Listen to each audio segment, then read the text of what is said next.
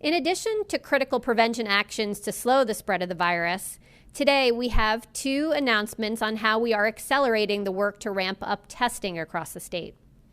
Both of the announcements are focused on improving access to testing for historically marginalized populations that are being hit hardest by COVID-19.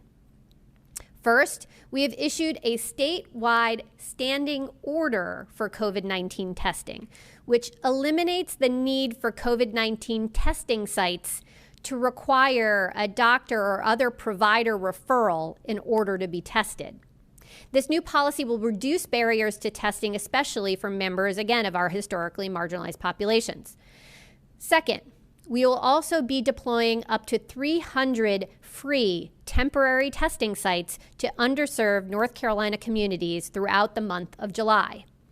This new initiative is designed to increase access to free COVID-19 testing in African American, Latinx, Hispanic, and American Indian communities in 100 zip codes that currently have limited testing access. North Carolina is partnering with East Carolina University and with Origin to deploy these free testing sites in underserved communities, which have been identified by the Department of Health and Human Services, and will also bring additional lab capacity to our state, which is a good thing.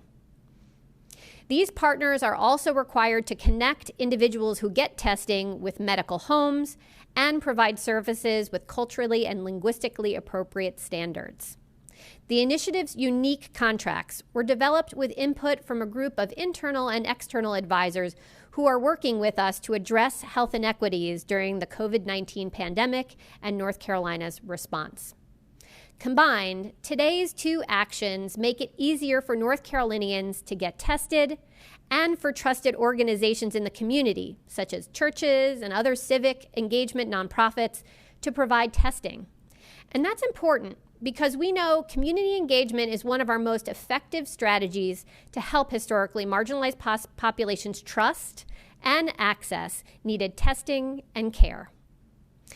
Increasing access to testing is key to our ability to respond to and contain COVID-19, which is why, so yes, a number of these sites will be drive-through because some of the sites will be that kind, but we know, to your point, that not everyone has a car and that would limit access. And the whole idea of this initiative is to get testing into communities that have not had testing access. So there will be walk-up sites. It won't be all 300 of them will not be walk-up, so there'll be a combination. Some will be drive-through, some will be walk-up. And what the idea is for us to work with community partners to say what makes sense for your community.